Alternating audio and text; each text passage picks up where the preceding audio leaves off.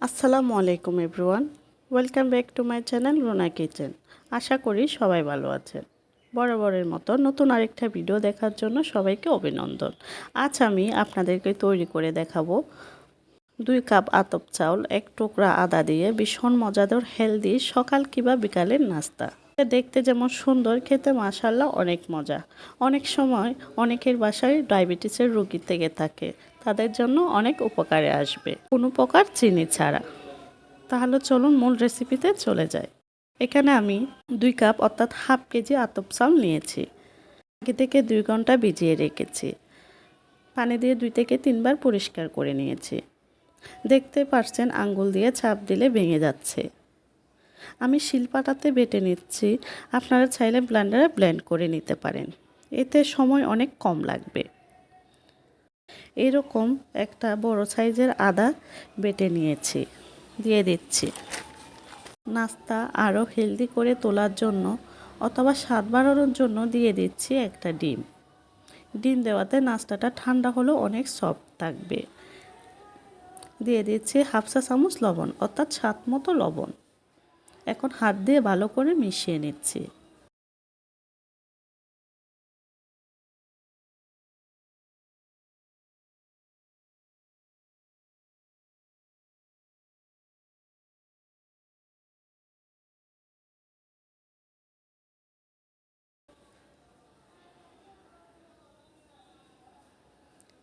অল্প উপকরণ দিয়ে এই নাস্তাটা বানানো যায়, দেখতেই পাচ্ছেন। আমি এখানে আর কিছু ব্যবহার করব না। ঘনত্বটা দেখে বুঝতে পারছেন এরকম হয়েছে। এখন চুলায় একটা প্যান বসিয়ে ভালো করে গরম করে নিচ্ছি। দিয়ে দিচ্ছি সামান্য পরিমাণ তেল। তেল প্রত্যেকবার দিতে হবে না, প্রথমবার দিলেই হবে, যাতে প্যানের গায়ে লেগে না যায়। ব্রাশ থাকলে ব্রাশ দিয়ে, হাতের কাছে ব্রাশ না থাকলে এভাবে পাতা দিয়ে প্যানের গায়ে তেলটা ভালো করে লাগিয়ে নিচ্ছি। একটা চামচের সাহায্যে 2 চামচ ব্যাটার দিয়ে দিচ্ছি। চামচের সাহায্যে এরকম পাতলা করে বেলে দিচ্ছি।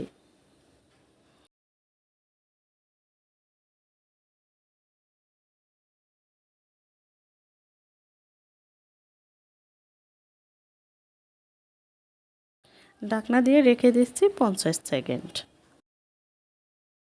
50 সেকেন্ড পর এভাবে ঢাকনা খুলে রেখে দিব 10 সেকেন্ড। তাহলে দেখবেন প্যান থেকে সহজে নাস্তা উঠে আসতেছে। উল্টিয়ে দিচ্ছি, আবার 10 সেকেন্ড মতো রেখে নামিয়ে নিচ্ছি।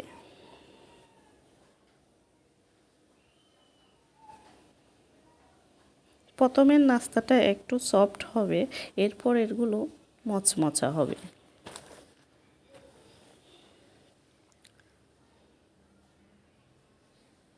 ধাপে ধাপে আমি সবগুলো নাস্তা বানিয়ে নিচ্ছি।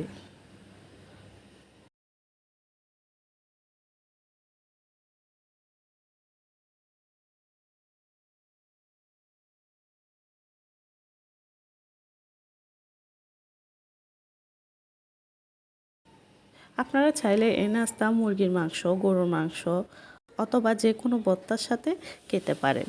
আজকে আমি ভর্তা দিয়ে পরিবেশন করে দেখাবো। তার জন্য পেঁয়াজ, রসুন, বেশি করে কাঁচামরিচ, সরিষার তেল দিয়ে ভেজে নিয়েছি। ভর্তাটা বানিয়ে নিয়েছি।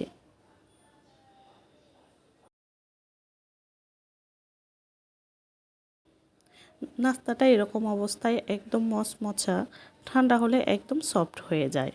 এক কথায় খেতে অসাধারণ লাগে। আপনারা চাইলে বিকালে চায়ের সাথে এটা পরিবেশন করতে পারেন। আশা করি ভিডিওটি আপনাদের ভালো লেগেছে।